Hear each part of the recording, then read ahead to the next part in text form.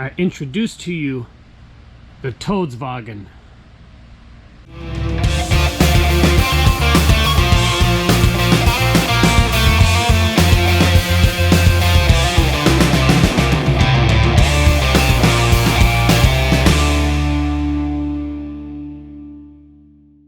Welcome back.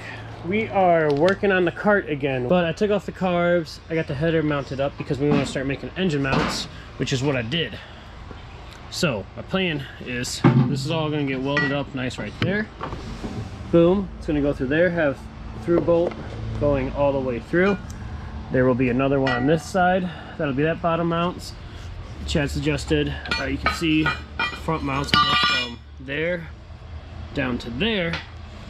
I got this engine off to the side because here's the shifter, and we kind of want to get that just in line as much as we can.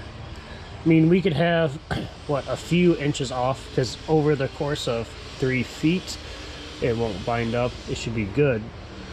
We're going to get it over to the right side as much as we can. We got the lasers out, so we're going to keep getting this ready and then weld up this first mount.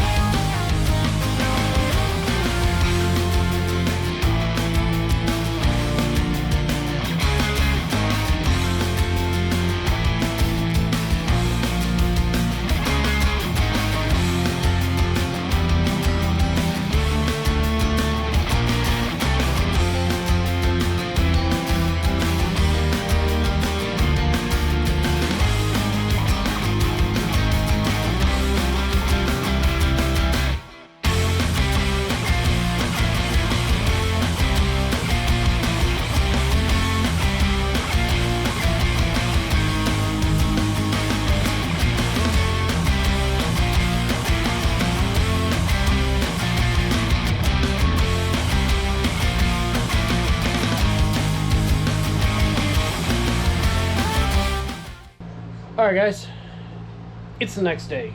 Me and Chad got the engine mounts in. As you can see right here, we started messing with other things straight after it and didn't record it. But here's our mounts. This is all 1/4 inch thick angle iron. These mounts are probably stronger than this whole car put together. It does not move anywhere, and it's awesome. And they actually turned out pretty good. We got 4 of them all the way around. It does not move.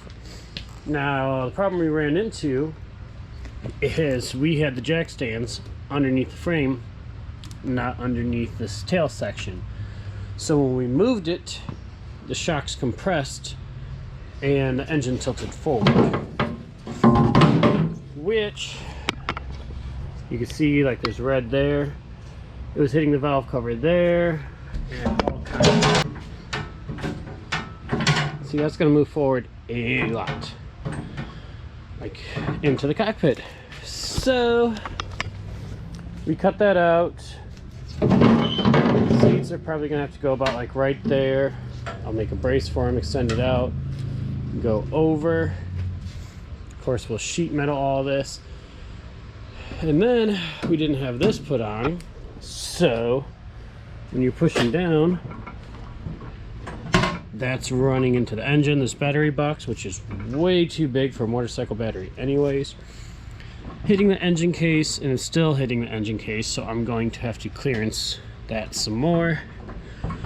The carburetor, I believe some of it was hitting up here, so there was just a lot of little issues that now we have more modifications to do.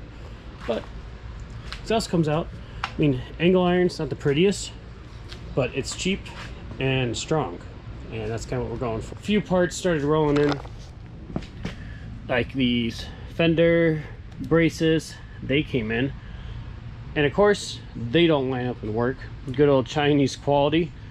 Like the holes for the brace were like over here and over here and over there, and then the holes for this over there, both sides completely messed up. So use some self tappers, that'll get the job done. Got the brakes and gas just sitting in there, not really doing anything yet. I got the rod, just kind of seeing how it's going to work. Calipers also came in, you can see those as well. So I mounted those up, put the tires on with just a couple bolts, because what I'm finding out is if I keep fabricating everything without most of it put together, I don't know what's running into each other. So I want to make sure most of the cart is put together at all times while we keep fabricating. So I guess next is to make some spacers for this, and we can push the seat forward probably like that. That should clear it. Yeah, if we push it forward a couple inches, we should be good. So I'm gonna grab some stock, some junk metal laying around somewhere, and weld it up.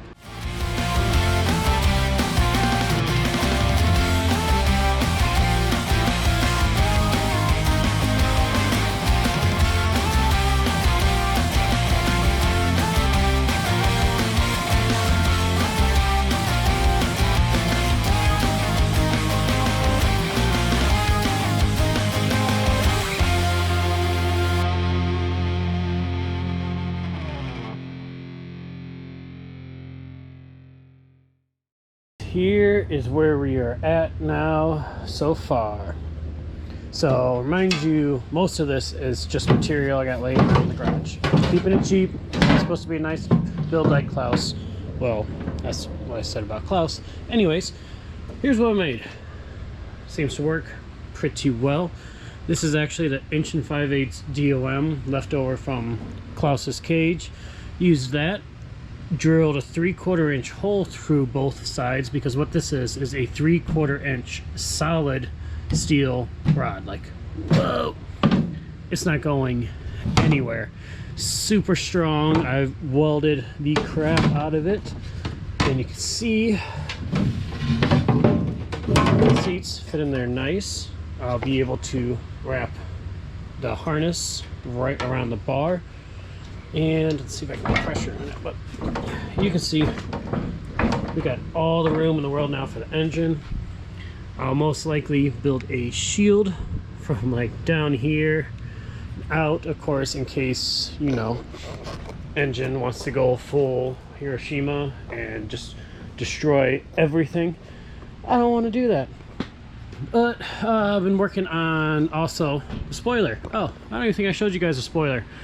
I was just doing that when I was bored and had some steel rod laying around. I was like, oh, what can we do? See, steel rod, angle brackets for the cabinets. I'm telling you, just whatever I can find is what we're using. Got random just metal that I've been saving over the years, saving any kind of pieces. But look at the spoiler. Well, spoiler was only 30 bucks on eBay. It's like a 40-inch wide one. Klaus has a 57. So it actually fits it pretty nice. Like, it's within the car. Had it straight, it's centered.